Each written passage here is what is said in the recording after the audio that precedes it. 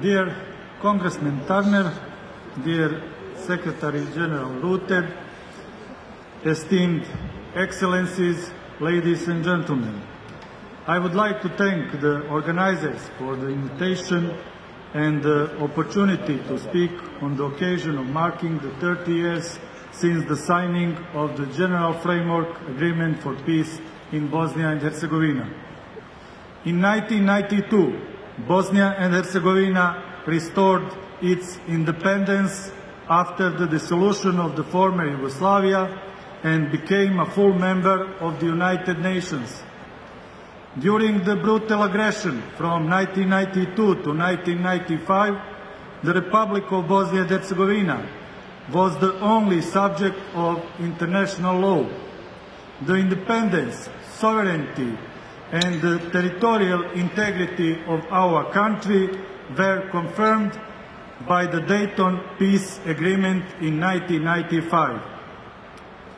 On behalf of the citizens of Bosnia and Herzegovina, I express gratitude to the NATO member states for their concrete assistance, support, and decades-long friendship. Since the end of the aggression until today, Bosnia and Herzegovina has made significant progress.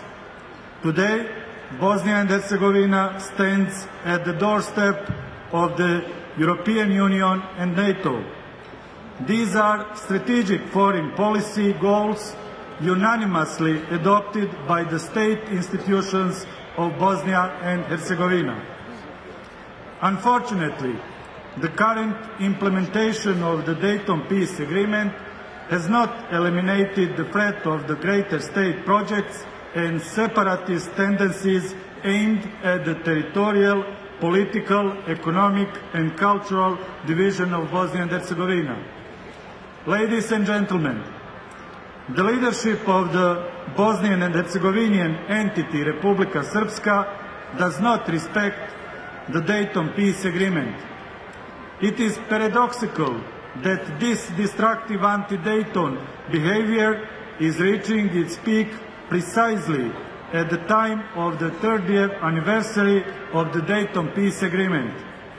The leadership of the Republika Srpska entity, supported by Moscow and Belgrade, launched a brutal attack on the constitutional order of Bosnia and Herzegovina at the end of February this year. This attack on the fundamental provisions of the Dayton Peace Agreement is still ongoing and represents a serious threat to peace and stability. The current problem in Bosnia and Herzegovina is primarily of a security nature. The Dayton Peace Agreement has brought us peace, and we thank you for that.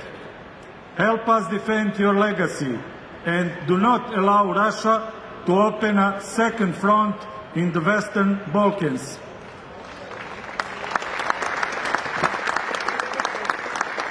The security crisis in Bosnia and Herzegovina is not a local problem.